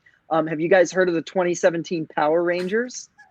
You beat me to it, Sam. It's a perfect remake. It's a perfect remake.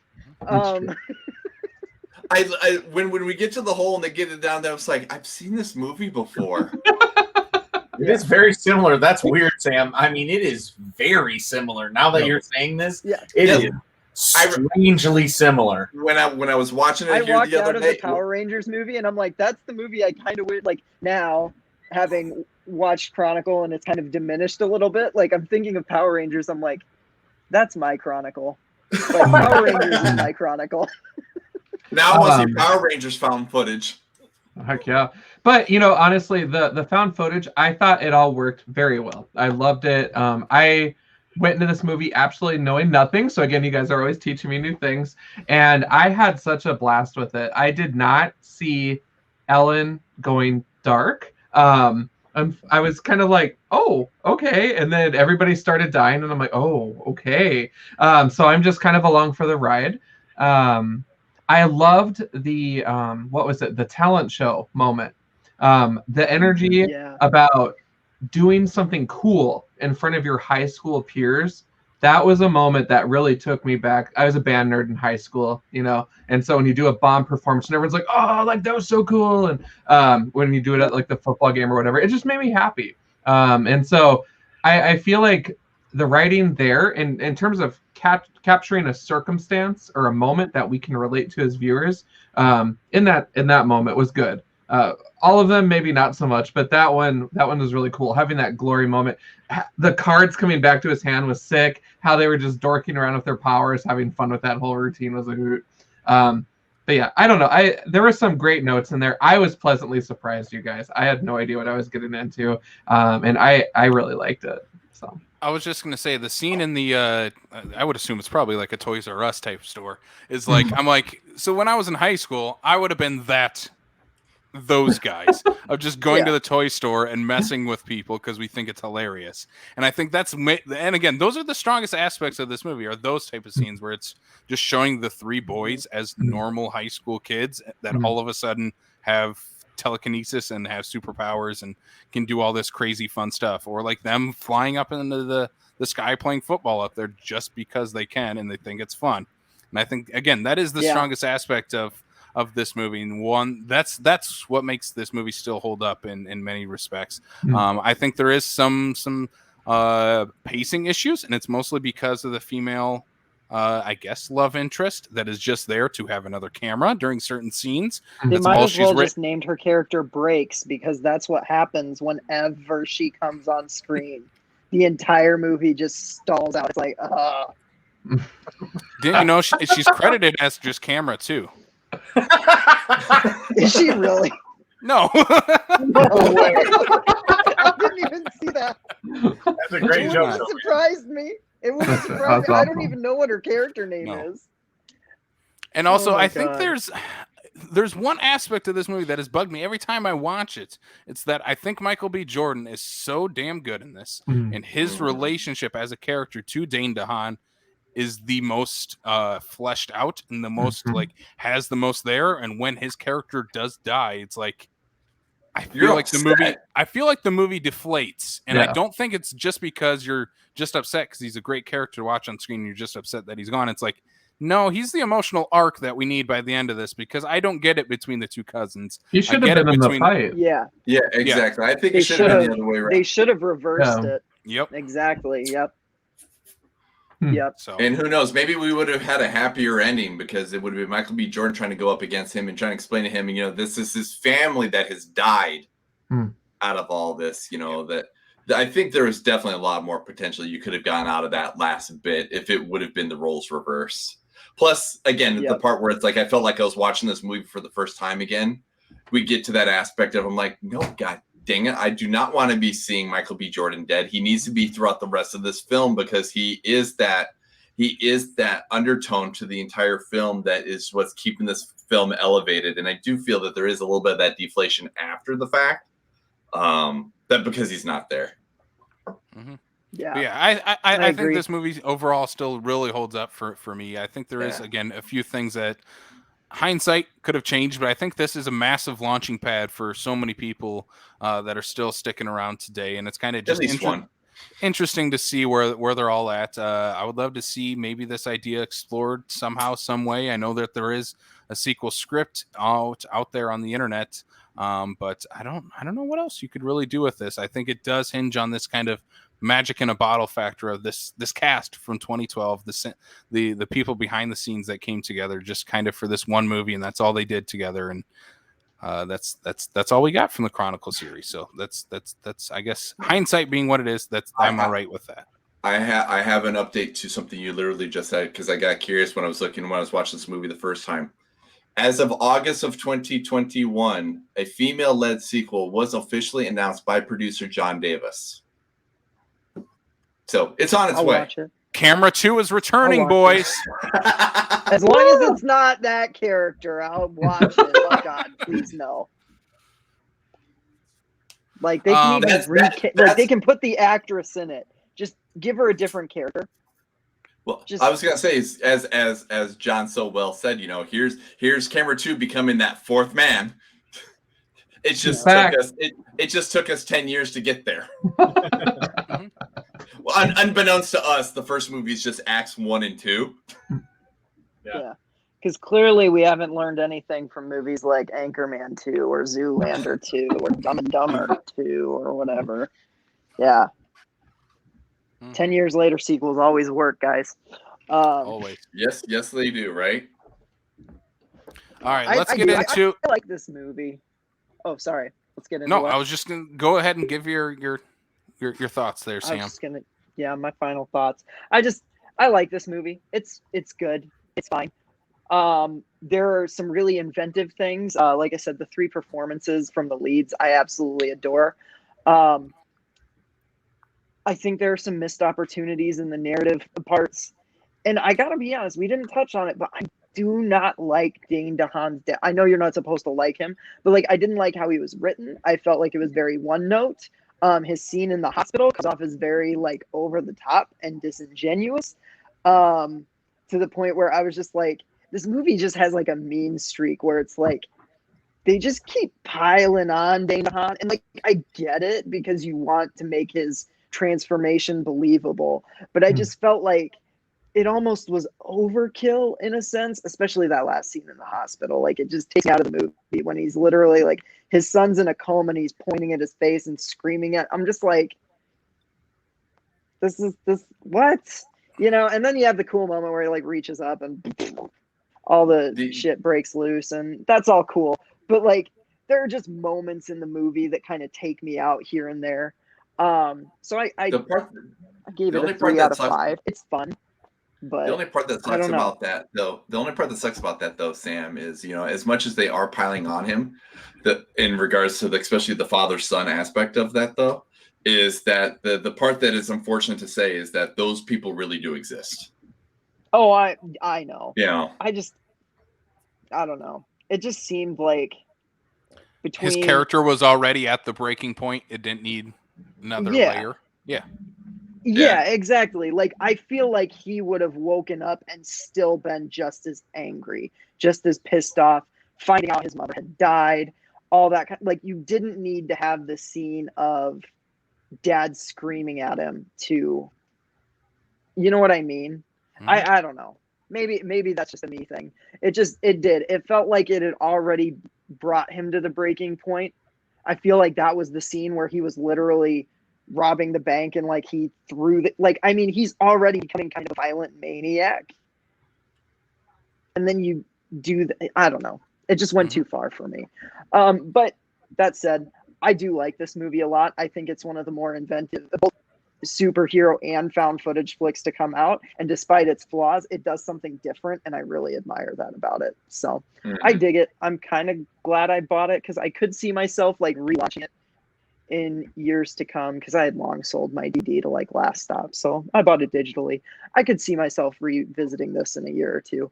But yeah, it just didn't have quite the same shine as it did when I first watched it right out of high school. If I revisit it, I am curious to see what the difference is with the director's cut. Oh, that's the cut I watched.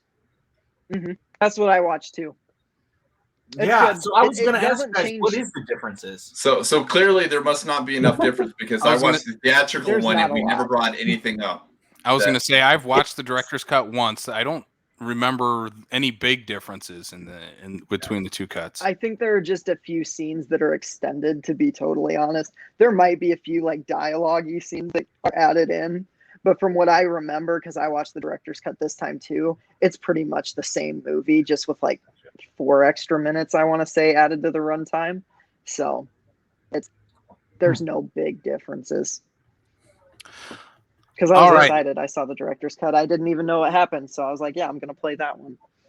Last question I got for everyone. If you're going to do a double feature with Chronicle, what's the movie you guys are going to pair it with? I think we have there's a ton of options out there that we've already thrown out here to have for this double feature. But yeah, if you're going to have a double feature, Chronicle and blank, what's it going to be? I'm going to throw it to I'll throw it to Sam first.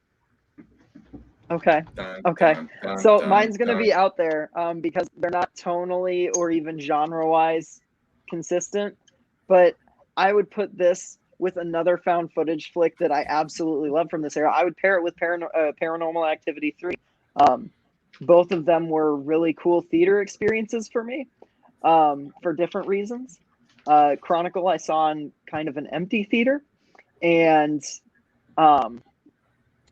Paranormal Activity 3 I saw in a theater where there were people literally sitting in the aisles because they had oversold tickets or something. I don't know. And it was just a blast. So I think if you're looking at found footage from like this era, those are like my 2 of my favorite found footage flicks from this era. So those are the 2 I would put together. And I would end on Paranormal Activity 3 so no one would go home and fall right asleep. You got to be on edge when you leave my double feature. I mean, I love that idea of a double feature with this, and I would probably do like a play on it being called Chronicles, and then being like the Chronic from Dr. Dre, and then go with like the double feature would be Murder Was the Case. So you guys ever seen that short film? It's like an 1 hour long. Murder Was the Case, and it's awesome. It's Dr. Dre, Snoop Dogg, all of the greatest West Coast people. I think it might even be like 40 minutes long. So it's a short film, but it'd be perfect for a double feature, you know, and then the theme is the Chronic. So that's my. I would just like to point out in terms of VHSs that I own, Tom, along with some of my other ones here, A Murder Was the Case. I had both the VHS and I still own that soundtrack. That's sick, dude. Yes, man. Dude, soundtrack is so good. It's like Dr. Dre's second best album, man. So yes. Yeah, get it. I dig that. I have not seen it, but I am definitely going to watch it. It's not great, Sam. I'm telling you, it's not the best movie of all time. It's pretty dumb, but it's. But it does play well to the story that is told in the song. Exactly, man. And the remix that is for the movie and whatnot definitely adds to it much better. And you would like it anyway. He talks about the devil, Sam. I mean, you are the damned after all. Okay. Yeah. I myself, I'm thinking, for me, in terms of the double feature, a movie that we've already brought up and whatnot is, for me, I would pair this with the found footage that for me started it all, and that would be Blair Witch. Just simply because, if you're going to be like, all right, you started with something like Chronicle, we're going to go back and, and I agree with you, Sam, is that, there's probably certain ways to watch Blair Witch. I can't, unless I basically go over to your house and watch it on an old TV with a VCR. Yeah, it's not going to happen. People don't come over to my house, Brian. I don't answer my door. I got it.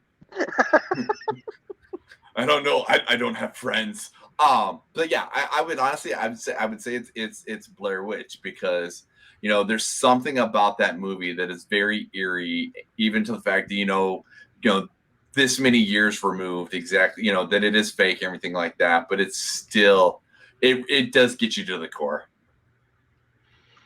Oof. Tom, I just gotta say, for the Chronic theme, Chronicles of Narnia, bro. Oh, there it is, dude. Shout out to Turkish Delight and Edmund and the Late Witch. But oh my God, I love that movie so much. If I were to do a double feature, I have this theme in my mind. I would market it of all, great power comes no responsibility, and I would pair this bad boy with Brightburn and make people cry by the end of it. That's superheroes. That's good, John. Yep. That's a great double feature. So that's where my mind's at. But I also worship the Dark Avenger. So yes, you're evil. Yes. Dude, a movie are always more interesting. I was gonna say a movie we should have watched last week instead of a Wayans brother movie. Instead of Blank Man. You are welcome, Casey. That was a movie. I'm gonna go with one that I mentioned earlier, just because I had so much nostalgia feeling coming back and watching Chronicle again.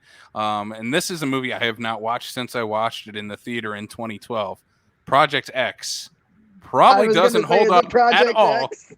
Probably doesn't hold up at all. And I'm gonna throw in, it has Miles Teller, who has connections to both Michael B. Jordan and Josh Trank, because of the Fantastic Four movie that they were all involved with together. So I have not watched Project X since in the theater in 2012 in high school, and I thought, oh yeah, this is a fun, cool found footage party movie. 10 years removed from that, I don't know if I will feel the same way at all. Not at all. No idea if I will either, but I remember loving Project X. All those movies back then that were like, the nerds throw the party. I was like, that's me, like, let's do it, and I just lived vicariously through these movies because I never had the cojones or the. I was gonna say, Superbad was the Bible in high school to us. Yeah. Yes, I was McLovin, bragging to people about how I told a girl what time it was. It's good shit, man. All right, I can definitely tell I gotta that watch Sam was Project McLovin X. in high school. Yeah, yeah, we'll have to do Project X. I was just gonna say we should do it on the show sometime. We're never doing Project X on this show, but we are gonna do Fan Four Stick at some point, just so Brian has to sit through that movie. It's a movie. Yeah, in 2030, you guys will do Found Footage Month, and then you'll have to do Project X. Yep. Yeah. Oof. Definitely won't Project hold up X. then when me and Sam are old men watching this movie from our high school days. But yeah, that's Chronicle. Let us know your guys' dream double features with this movie, or if you haven't watched it in a while, go back and rewatch it. Give it a nice reevaluation and check it out. But yeah, we're gonna get into our final plugs for the show here. I'm gonna throw it off to Brian first for where they can find us on social media. They can check us out on Facebook, Twitter, Instagram, and Letterboxd HQ at Backlot 605. Also on Facebook, we have the South Dakota Film Community Group, filmmakers, film enthusiasts, film people that just like movies. Come join the conversation. We like to have a blast. And if you'd like to listen to this podcast or any other podcast that we have released in the last almost 3 years now, you can subscribe to us on Apple, Spotify, Google, Stitcher, Amazon Music, and on YouTube. And if you want some more goodness content from Backlot 605, well, Sam might tell you where you can find that at. You know, I do know where you can find that at. You can find more bonus content, 4 episodes a month at our Patreon, where we cover new releases and cult movies. Recently, we have done episodes on Shang-Chi, Malignant, Tremors, and we got to get the specials all watched so that we can talk about that on this week's Patreon episode. So be on the lookout for that, even though no one can find this movie. It's almost impossible. But I have the DVD, so if anybody needs it. I do. What movie's that, Sam? The Supers. The specials. The specials. Oh, sorry, The yeah, Specials. the specials. Sorry, the It's specials. written by James Gunn, directed by I can't remember the director's name. Not James Gunn. But yeah, It's got Rob Lowe and Jamie Kennedy. You can tell that it's written by James Gunn, but not directed by James Gunn. You know what I mean? Like the writing is there, the execution is very flat, and it is hard to find. But Interesting. Very hard to man. yeah. Yeah, It's fun. it's like I actually just watched it today, and it was actually quite a bit of fun. So Is it though? Is it? We'll talk about It was. it. a little bit. But next week, as Sam alluded to earlier, we are going to be jumping into our Dracula month, which is also tying into what we are talking about here today, because we are recording our Dracula podcast live from SiouxperCon in our film festival room there. So that is actually how we are ending the festival, with a live recording of our podcast. It'll be Sam, Brian, and myself talking about the 1931 Dracula starring Bela Lugosi, one of the classic films that we will be talking about the entire month of October, as we talk about different versions of Dracula. So I'm going to have to try to keep you guys in check and try to keep us within a certain time frame, because you guys are going to go off the rails because you're going to be in your horror element talking about classic Dracula. Yeah. There ain't no leash on this dog when vampires are in the equation. I was going to say, I'm planning vampires to are my watch. bread and butter. I'm planning to watch at least 2 or 3 versions of this movie before SiouxperCon. So should be I'm fun. so excited. I'm so excited. Mhm. I can't wait. Vampires, the more homoerotic the vampires, the better. So there are some movies that we're getting into that I'm like, You know John's on board for that shit. yes. I'm here for it. Like I'm stoked, man. I can't wait to dig into these. I love vampire movies, and so yeah. I think my October theme this year is just going to be vampires in general. I love it. I might even rewatch the Twilight movie. Shit, like why not? Fun as hell. Yeah, Sam, please watch Dracula's Daughter after we watch Dracula this week. You're gonna love that, because there's a lot of need to see that. That's one of the few ones that I haven't. There's a lot of homoerotic themes in that movie, especially for like I'm already in. 1930 something, whenever that came out. Nice. But yeah, that's going to be at SuperCon. We're going to be recording live version of Dracula. Also, film festival Saturday, Sunday, all day going on for SuperCon, starting at 11 on Saturday. Is it 11 on Sunday as well? Should be. I think so. I think so. Yeah. Yes. Yeah. So, 11 to 4 on Sunday. Yeah. Yeah, that sounds right. Sure. But I'm going to throw it off to Tom and John. Where can they find your guys' podcast and everything else SuperCon and comic book look related? You want me to do it, Tom? Come on. Yeah, of course. It's not Wednesday night. All right. Well, you guys, we are Comic Book Look. If you are on Facebook, feel free to pop into our group and join and continue the conversation there. We love talking books and all things nerdy and delightful. On the Twitters, I am @John on Demand, and then Tom is @TomStewDevine. Or you can find us just collectively @ Comic Book Look. But yeah, we simply just we go live every Wednesday. We talk about comics. We have opinions. We disagree. That's what our show is founded upon. So Tom and I are always the salt and pepper, and it just works, and it's a lot of fun. And yeah, we love connecting with local people. We love talking to people all around the world about comics. So definitely always open to have guests, and we need to have you guys on sometime. We need to do that. We have to figure out a comic book for you that you guys can at least read one comic book, and then they'll have you on, see what you guys think. Fair. I was going to say, so I'm in. Yeah, man. I'm feeling like I kind of want to take this Venom Carnage movie to church, and I know you guys are already going to talk about it, but maybe we could do like a part 2 or something, and a progressive dinner or something on our channels. I don't know. Hell yeah. Hell yeah. But I don't know.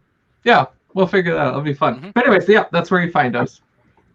Yeah, and come to SuperCon, guys. We've talked about it a bunch, but one time me and John went to a comic book convention, and I got this beautiful picture of Leia tongue-kissing Luke. I can't believe you still have that. This is the kind of jewels and gems that you get at comic book conventions, So I just want to let you know they're out there. I love that. That is so That's old. Tom. incredible. Remember when we got that, John, in Minneapolis?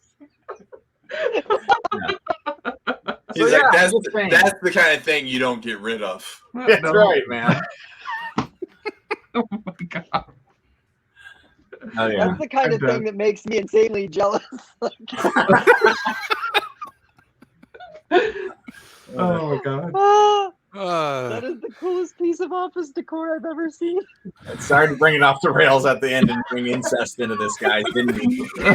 So if you want to get some artwork of brother and sister making out, you're going to find that at SuperCon this weekend at the Sioux Falls Convention Center. All 5 of us will be there, not promoting incest, but we will be promoting nerddom and geekdom all weekend long. So yeah, tickets supercon.com and available at the door as well. Again, $10 a day. You can't even go to a movie for that price. So come on down. You're going to get a bunch of free movies and all the other free events and stuff going on at SuperCon. So it's going to be a blast. It's going to be so much fun. Pop in, say hi to all 5 of us, and say, hey, where can I get that Luke and Leia poster of them 2 making out? Kick my ass in Super Smash Brothers. Yeah, there you go.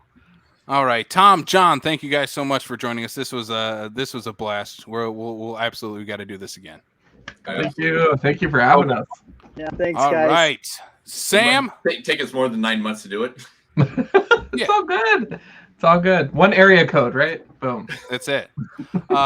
Sam, Brian, this is it, boys. We're heading into SuperCon weekend. Do you guys have any final thoughts as we are heading into this massive event? It's going to be so much fun. It's going to be so much fun. That's what I said. I'm going to sleep all day on Monday. It's going to be super. All right, let's end this show. Thank you all for listening. Until next time, this has been Backlot 605, and we'll see you next time on the Backlot of South Dakota.